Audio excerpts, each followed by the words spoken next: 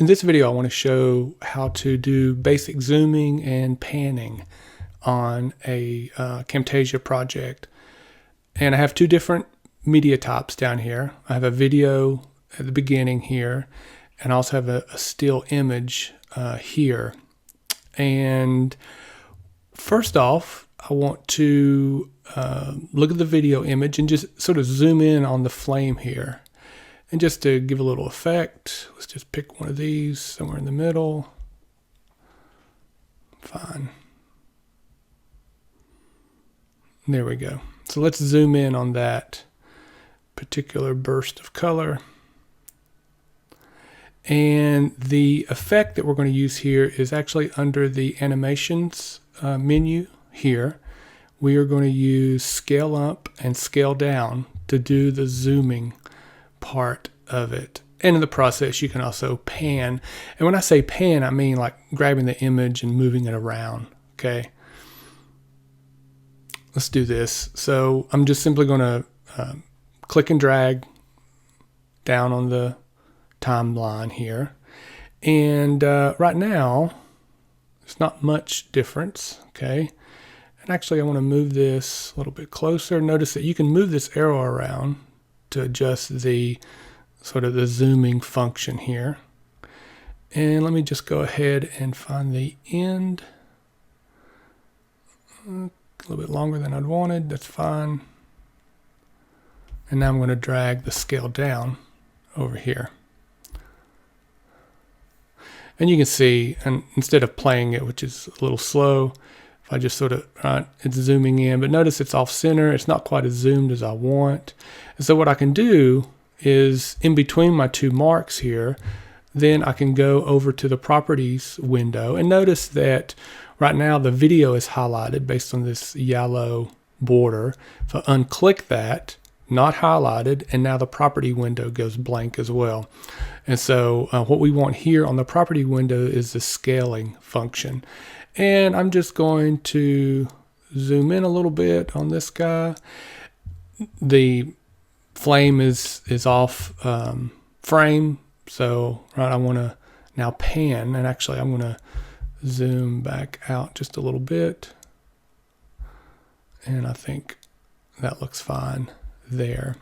And so now what's going to happen is that not only does it zoom into the flame properly, but also sort of shifts the image just slightly to where you can better see the full effect there. Okay, and then you pan out. If I zoom in on one of these arrows a little bit, let's just sort of take a peek at what you can do with it. The default setting that I have on my Camtasia is that this is a 2-second zoom in or out. And you can actually click and drag on the end there, and you can't see it. Okay, actually, let me move now you'll be able to see it. So when I click and drag, the duration. Okay, so this is 2 seconds, under 2 seconds. This is like a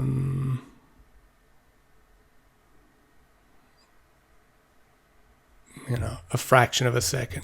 0.2 seconds, or however you read that. I'm not even sure. It doesn't really matter. So you can stretch it out to a really long transition versus a really short. Like if I play this now, the zooming out is much slower. Right? And whereas if I then shorten this thing, notice how then rapid, the zoom out is going to be. So now play that. Very rapid. Okay, so it gives the video just a different feel. And you can play around with that. Again, 2 seconds, that seems to work pretty well. Now if I look at the image portion, I can do the same thing on the image if I really wanted to. I'm not going to do that here because it's such a short, it's probably a 5-second image clip in there. By the way, if you select on that image there, you can actually stretch it. Well, you can stretch it out to last a longer time period, so that if you want to do a voiceover on an image, or maybe give the students a little more time to see it, of course, the student can also just pause the video. That's what I always remind them to do when I use this technique. And I don't need a long time for this. I just want to zoom in on the image itself. Again, I can use the scale up and scale down if I really wanted to. I'm not going to do that. I'm just going to scale up the entire image. And, you know, as long as this is highlighted separately from that, then the scaling is just the image, and it doesn't affect what you just did with the video portion of the timeline. And notice also, this image is a different dimension than the original video. So the black box shows us the canvas, and if I just produced a video right now, then this image would have this black border that's kind of weird looking on YouTube. So what I want to do is I want to zoom in on this image. It's a thermometer. It's, again, no relation between the two experiments. This is just how-to video, and I just sort of grabbed the most two convenient videos and images that I could find, and I just want to zoom in. And notice in this particular example, it does fill up the entire canvas. So when this gets produced on and uploaded to YouTube, then you won't have any of the black border issue going on. And just like before, you can click and drag this around wherever you want it. And I think actually it was in a pretty good spot before. Now, if you zoom in all the way, and actually, I don't know, the resolution isn't too bad. It's enough for them to be able to read the 10th position on the scale. So I'll just leave it at that, really.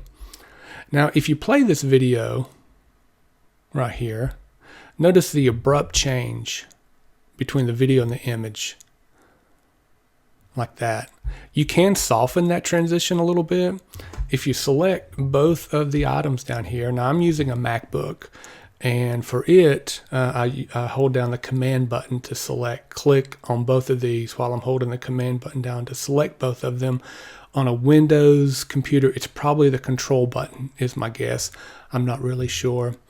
By the way, if you go up to the help menu of Camtasia and you click on the keyboard shortcuts, it'll actually take you to the website, and it'll show you all that you can quick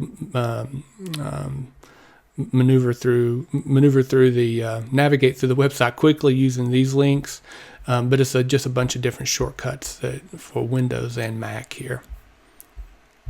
Okay, so let me do this little transition on this guy.